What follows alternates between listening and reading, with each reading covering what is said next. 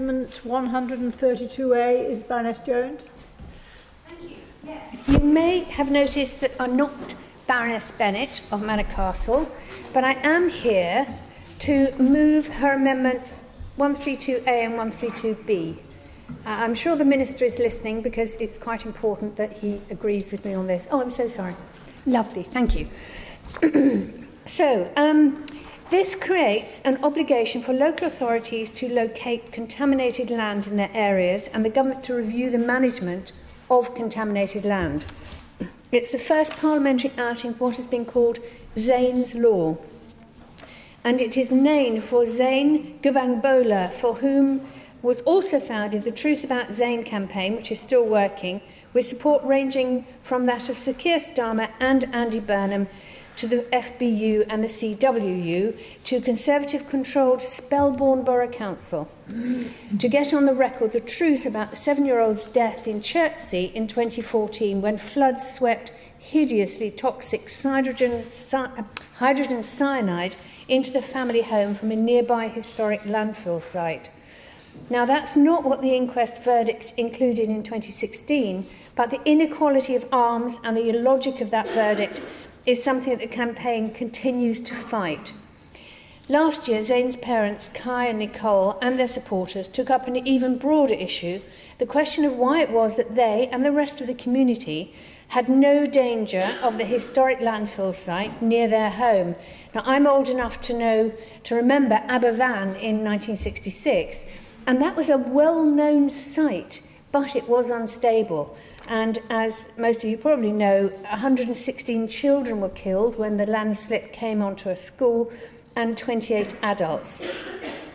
For what happened to Zane and his father Kai, who was left paralysed by the hydrogen cyanide, could awfully easily happen to another family or a whole community.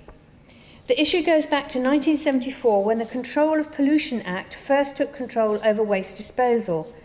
But before that came into effect, many dumps were quietly closed and since pretty well forgotten, as campaigner Paul Mobbs explains in a disturbing video, which I don't have here with me. EU regulations on waste and pollution required the tightening of those controls under the Environmental Protection Act of 1990, Section 143, bringing in an obligation on local authorities to investigate their areas and draw up public registers of land that may be contaminated. Section 61 gave local waste authorities powers to inspect closed landfills and clean them up if necessary. But lots of new housing developments, in particular, are on old landfill sites. Under pressure, the government held 3 consultations on contaminated landfill registered from 1991 to 1993, eventually deciding that the aforementioned Section 143 would not be enacted, and all plans for public registers of contaminated sites would be dropped. The explanation given was cost and the desire not to place new regulatory burdens on the private sector. Limited powers were brought in 1995, although not coming into force until 2000. That meant often when developers found contamination problems, public authorities had to pay. But it got worse in 2012 as part of the Cameron's government's bonfire of red tape to reduce the statutory burdens. The right of enforcement authorities to use the law was further reduced, the emphasis being on voluntary clean-up with no real power to check it's been done. Now, this is clearly a problem for existing buildings, but also for buildings being constructed right now.